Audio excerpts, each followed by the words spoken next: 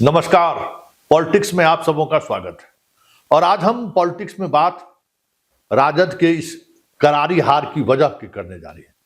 वाकई में चर्चा होनी चाहिए कि आखिर राजद की ये जो करारी हार हुई है इसकी वजह क्या है, या फिर इस हार के लिए जिम्मेवार कौन है। रिजल्ट के 24 घंटे बाद बहुत सारी चीजें सामने आनी शुरू हुई है।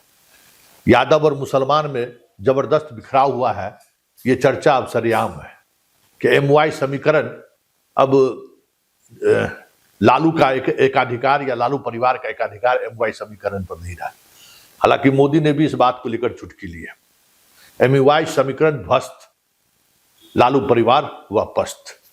लेकिन इस समीकरण के ध्वस्त होने के साथ साथ भी कई ऐसे गुनाहगार हैं जिसने राजद को इस तरीके से हाशिए पर पहुंचाया है। जरा इस तस्वीर को गौर से देखिए। यह है मिस्टर मनोज झा, राज्यसभा सांसद हैं। याद होगा आपको कि शुरुआत इन्होंने ठाकुर की कुआं से किया था और उसके बाद बड़ी बवेला मचा था। उस समय में नीतीश और तेजस्वी दोनों साथ थे।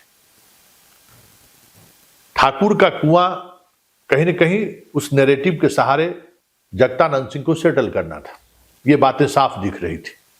तेजस्वी भले दिखाने के लिए कि हम जगतानंद सिंह के प्रदेश अध्यक्ष के रूप में हम उनके साथ काम करना चाहते हैं या वो हमारे साथ काम करते रहें, ये दिखाने की कोशिश वो लगातार इस तरीके का पोस्चर वो लेते रहे। लेकिन उनकी राजनीति रही कि ऐसा परिस्थिति ऐसा बना दो कि इनको बाहर का रास्ता नापना पड़े। जो हुआ देखिए, उस ठाकुर की कुआं की वजह से जो आरजेडी का स्वाभाविक राजपूत वोटर, जो स्वाभाविक तौर पर बीपी सिंह के दौर से अलग संख्या लगातार कमती चली गई, लेकिन फिर भी जो स्वाभाविक तौर पर सोशल जस्टिस के नाम पर समाजवादी आंदोलन से जुड़े परिवार होने की वजह से जो उनके साथ थे वो निराश हुए। और उस निराशा का दौर चलता गया। आखिरकार सुधाकर सिंह भी चुनाव जीते जरूर, लेकिन राजपूतों का पूरा सहयोग नहीं मिला इसी तरीके के बयान की वजह से। और बात बढ़ती चली गई, अंत में जगतानंद सिंह को जाना पड़ा। तो इस राजद के लालटेन में छेद करने वाले पहला परोधा यही है, मनोज झा। उन्होंने एक स्वाभाविक जो सवर्ण में जो राजपूत सॉफ्ट रहा करता था लालटेन को लेकर, उसको इन्होंने बेवजह छेड़ा और फिर जो कुछ राजपूत इनके साथ था वो परमानेंटली इनका साथ छोड़ दिया। अब बात तेजस्वी की राजनीति की कीजिए। तेजस्वी बात A to Z की करते रहे कि हम सबों के साथ लेकर चल रहे हैं, लेकिन सियासत वो बैकवर्ड फॉरवर्ड का करते रहे। वो सियासत कहीं न कहीं फॉरवर्ड को अपमानित करने वाला करता है। और ये मैं इसलिए कह रहा हूं कि बिहार में शक्ति यादव जैसा प्रवक्ता, उनके बोलने का अंदाज, जिस तरीके से वो अटैक करते थे, कहीं न कहीं एक बड़े फेस को, मतलब राजद का जो एक अम्ब्रेला था उसको उन्होंने काफी नुकसान पहुंचाया। महिला वोटर को उनसे वो दूर किया। ये शक्ति यादव, दूसरी तस्वीर जो आप देख रहे हैं शक्ति यादव की, ये कम जिम्मेवार नहीं है जंगल राज के उस इमेज को बनाए रखने में, क्योंकि इनका बयान कुछ उसी तरीके से आता था। याद होगा कि मनोज झा को बंदी के दौरान किस तरीके से उनके साथ व्यवहार किया था, और उस व्यवहार ने कहीं न कहीं लोगों के जेहन में बताया कि भाई यादव नेतृत्व अभी भी उस मानसिकता से बाहर नहीं निकला है। एक वो इंपैक्ट छोड़कर चला गया जो वोट अधिकार यात्रा के दौरान जुड़ता हुआ जो जुड़ रहा था कांग्रेस के सहारे, वो उनसे दूर हुआ। और उसके बाद इस दो चेहरे को गौर से देखिए। टीवी डिबेट पर पिछले 1 महीने से बड़े जोरदार तरीके से अपनी बात रख रही थी। पहचान गए होंगे, प्रियंका भारती और कंचना यादव।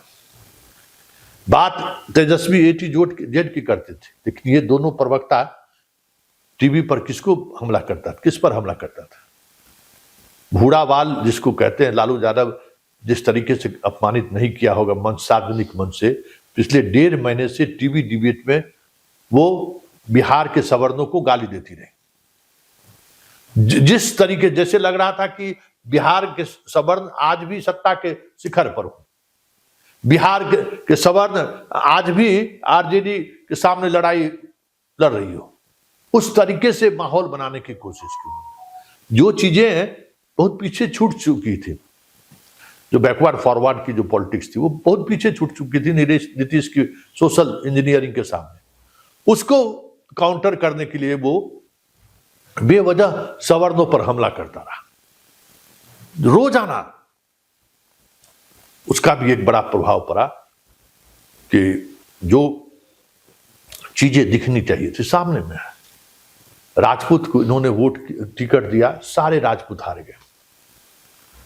ब्राह्मण को टिकट दिया, सारे ब्राह्मण चुनाव हार गए। इस बार प्रयोग के तौर पर जिससे पूरी लड़ाई रही आरजेडी की भूमिहार जाति से, उस जाति को सबसे ज्यादा इन्होंने टिकट दिया।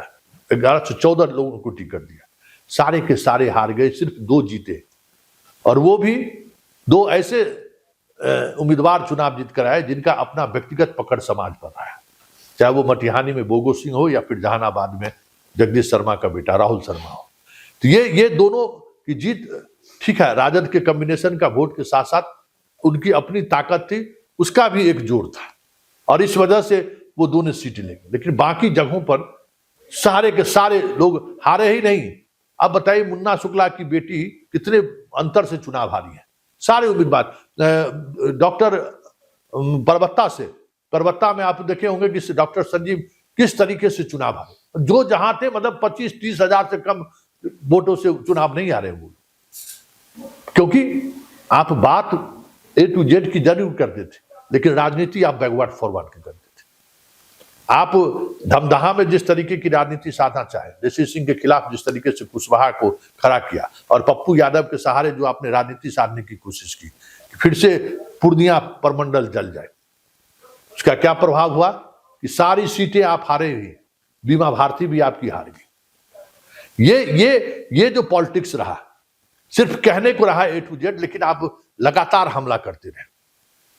और अब हम बात इस पूरे कह सकते हैं कि राजद के हार में या राजद के इस स्थिति में पहुंचाने में जो जिसकी सबसे बड़ी भूमिका है, मिस्टर संजय यादव। इसने वो कर दिखाया, मतलब लालू को के उस राजनीति से को उसने खत्म कर दी। लालू के जमाने के जितने थिंक टैंक थे उनको बाहर का रास्ता दिखा दिया। बस तेजस्वी और ये दोनों आमने सामने, संजय यादव, और वो उसकी राजनीति क्या थी? उसको राजनीति बस सवर्णों को निशाने पर लाना। हम औरंगाबाद की बात करते हैं, जहां सारी सीटें पिछली बार आरजेडी जीत चुकी थी, जहां इस बार खाता तक नहीं खुला, वहां बेवजह सिटिंग राजपूत विधायक का टिकट इसने काट दिया, और इस तरीके की कॉम्बिनेशन बनाने की कोशिश की कि वहां राजपूत वर्सेस अदर्स बैकवर्ड हो जाए। परिणाम सामने है कि सारी की सारी सीटें वहां हार गई। राजपूत को एक रणनीति के तहत संजय यादव ने सेटल करने का काम किया, मतलब उसको राजद में जो उसकी भागीदारी थी, उस भागीदारी को उन्होंने समाप्त कर दिया, जीरो कर दिया। यादव और मुसलमान में भी जिस तरीके से उन्होंने टिकट वितरण किया, अन्य जातियों में भी जो टिकट वितरण किया, बस कंप्यूटर के कीबोर्ड पर जो सर्वे रिपोर्ट आ रहा था, उसी सर्वे रिपोर्ट को आधार बनाकर वो बांटते चले गए।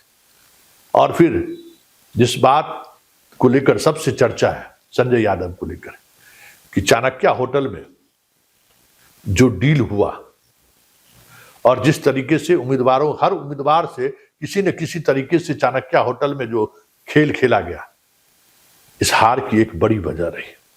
अपने खास से खास उम्मीदवारों को भी उस डील के तहत जाना पड़ा, वहां उनको दरबारी करना पड़ा। चाणक्य होटल चाणक्य में बैठे एक खासम खास संजय यादव के खासम खास के दरबार में उनको हाजिरी बजानी पड़ी। और आज जो नतीजा है, उस नतीजे के लेकर कोई एक व्यक्ति सबसे ज्यादा जिम्मेवार है तेजस्वी के बाद, तो वो है संजय यादव। और क्योंकि तेजस्वी की सहमति से ही ये सारी चीजें चल रही थी, ऐसा नहीं कि सहमति, उनकी सहमति के बगैर ये बातें चल रही थी, सारी सहमति के साथ ये चीजें चल रही थी। ऐसे में आप कह सकते हैं कि आज लालटेन बुझता हुआ दिख रहा है, या लालटेन में तीर ने जो छेद किया है, उसके लिए यही 5 चेहरे हैं जो जिम्मेवार है, जो ए टू जेड की बात तो दूर, मतलब MY समीकरण को भी संगठित करके नहीं रख पाए।